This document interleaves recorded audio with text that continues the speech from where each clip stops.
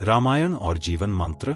सुखी जीवन जीने के लिए रामायण से सीखें यह 5 बातें। रामायण हिंदुओं का एक प्रमुख पवित्र ग्रंथ है, जिसमें अनुशासन, मर्यादा, कर्तव्य और बुराइयों को कैसे परास्त किया जा सकता है, इन सब बातों को विस्तार से बताया गया है। रामायण के हर एक प्रसंग में कुछ न कुछ ऐसी बातें जरूर है जिसे देखकर और सीखकर अपने जीवन में जरूर पालन करना चाहिए। रामायण की सीख से तमाम तरह तनाव और परेशानियों से बचा जा सकता है। रामायण और जीवन मंत्र। 1. मर्यादा और अनुशासन। अनुशासन और मर्यादा किसी भी मनुष्य का सबसे अच्छा गुण माना गया है। भगवान राम का व्यक्तित्व मर्यादित और अनुशासन से पूर्ण रहा है। भगवान राम ने अपनी मर्यादाओं और अनुशासन में रहकर जीवन की हर एक जिम्मेदारी का बखूबी निर्वहन किया है। भगवान राम के इन्हीं 2 गुणों को अपने जीवन में उतार कर हम एक अच्छे इंसान बनकर सुख जीवन जी सकते हैं। दया और प्रेम का भाव। दयावान बनना और सभी के साथ प्रेम भाव रखना रामायण जैसे महाग्रंथ से सीखा जा सकता है।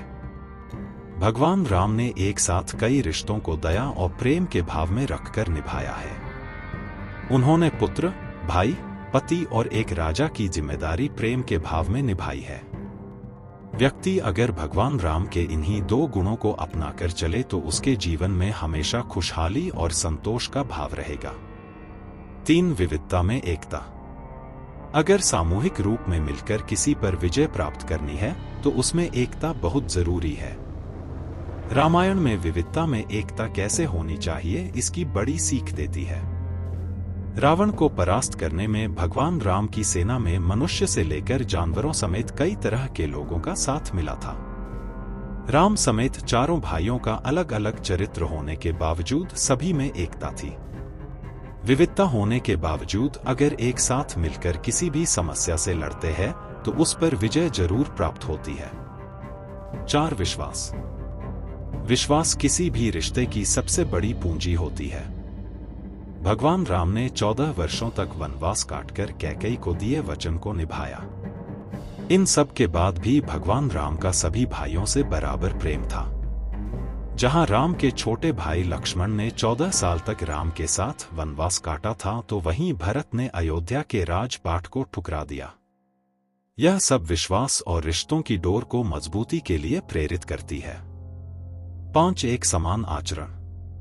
भगवान राम के व्यक्तित्व से सभी प्राणियों के प्रति एक समान आचरण रखने की सीख देता है। भगवान राम ने कभी भी भेदभाव के साथ किसी से आचरण नहीं किया।